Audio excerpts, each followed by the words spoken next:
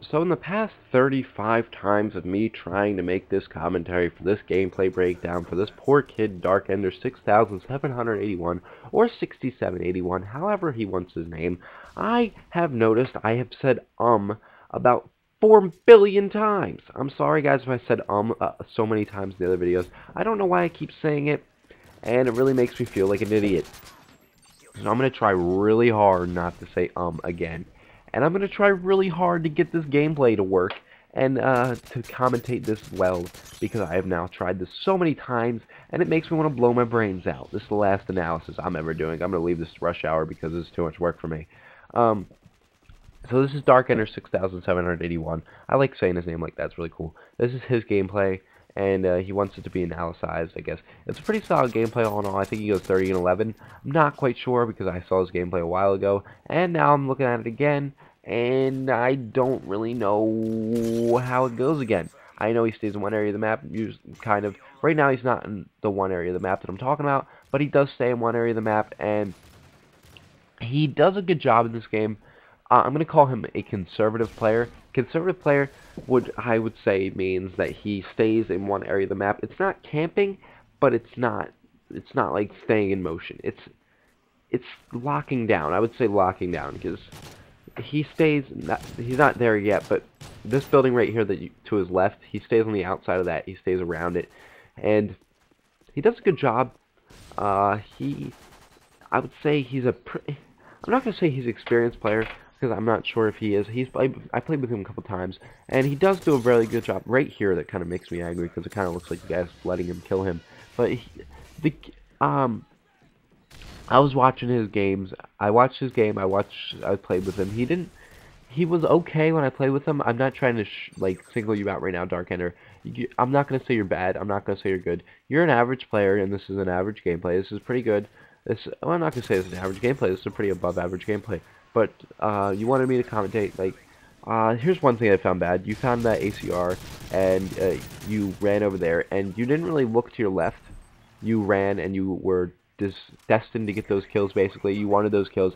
And I do that too sometimes, but if you guys are listening and paying attention to what I'm saying, that is not a good idea. If there's a chance for you to get a kill, and you want to get that kill, sometimes you have to let the kill go. I'm not going to say that you can't get kills, because you need to get the kills, but if it's a kill that you really think that it's going to kill you if you go to kill it, like if there's a guy running behind, if you're the guy and you're chasing after him and his team's behind him and you go and you get in front of his team and you want to kill this guy, I'm going to say you have to let that kill go. Some kills are not meant to be. There's other fish in the sea, I guess you could say, and I don't know why I do it. I really am destined to get one kill. Like, Call of Duty is a big vengeance game. That's one thing that's going to come back to haunt him in this gameplay, that Call of Duty is a big vengeance game. When you kill somebody, someone wants to come back and they want to get payback. They want to get that extra 50 points for the payback. So when you kill somebody and you stay in the same area, it really doesn't help you much, because they're going to come back and try to get you. And Darkender, he kind of stays in the same area. He doesn't really stay in the same area the entire time, but he does stay in one side of the map. And I'm not going to say it's bad, but I'm not going to say it's good. He does a good job. He does well, and he knows what he's doing. I'm not going to say he doesn't know, but Darkender, I feel that you're a good player, and with a little bit more work, I think you could be a better player. I think, like, you show good knack for the game, I guess you could say. You kind of remind me of myself a little bit. You got the silencer on the Scar, and it's a good gun. You run the FMGs, which I like to call the fuck your grandmas, because they will ruin anybody's day, because those guns are just unstoppable. And I don't know when they're going to put a patch on those guns, and what they do. When they do, it's really not going to help me much, because I love the FMGs. I usually go into rooms like all guns blazing with those guys. And next thing I noticed, Darkender, you kind of drop shot. I'm not sure if you do it on purpose. I'm not going to say it's a bad thing that you drop shot, because I drop shot. I completely drop shot. But it kind of looks like you're doing it and you're accidentally hitting B when you're drop shotting. If you're trying to drop shot, my recommendation for you would be to use tactical button layout. And it's different if you don't use it. It's different. You have to use the right analog stick to crouch and to go prone. It really does help, I feel, but the only thing that's different is that you have to use B to knife, and that kind of throws me off a little bit. I'm not used to knifing for B, so I kind of get screwed up. And I haven't had a real good knife kill in a while. And right here, you're in this building, and you're really iffy if you think someone's in there. This is when I would have used the Funk Your Grandmas, or the lunchboxes. I like to call them the lunchboxes, because they kind of look like the foldable lunchboxes. My friend said it the first day the game came out. I was like, I'm going to use that now. I'm going to start calling them lunchboxes. But I think it would have been perfect if you just had the FMGs out. You wouldn't need to be so hesitant to go in there. You probably would have, if there was someone in there, you definitely would have killed him if you had the FMGs out. And, yeah, this guy just got Juggernaut. He's about to do work with that. That guy with Juggernaut actually gets the last kill. And, Darkender, I really can't find much that you need to improve in your game. I know you're looking for something that really needs to be improved, but the only thing I can really say is that you are really cautious and you play the game real slow. But I feel if you just get used to running the game faster and you let the game fall out how you want it to fall out, I feel that you could do a lot better. Like, you, as I say, you play conservatively, but I feel if you were to run around the map a little bit more, like, you stay on this area of the map, like, basically the entire time. If you probably would have went to the other side of the map and probably rushed around and came up behind the people, came up behind your enemy, you probably would have got a bunch more kills. Right here, they know you're there. The other team knows you're there. That guy, I'm not sure if he sniped you or not, but he killed you, and they know you're there. Like, see, they're throwing stuns over here now. They know exactly where you guys are. They're ready for you guys.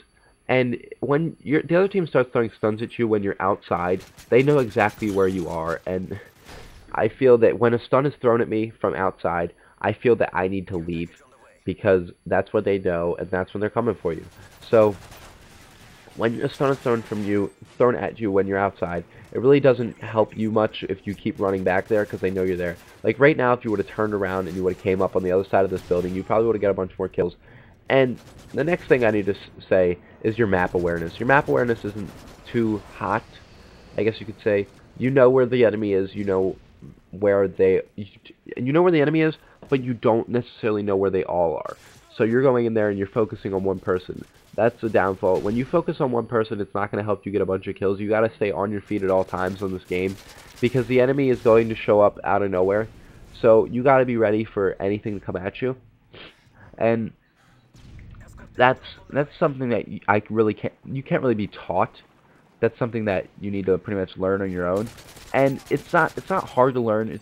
I told you to run the game how you want it to be run, but like you want to go faster and play the game with more speed, but you don't want to go too fast.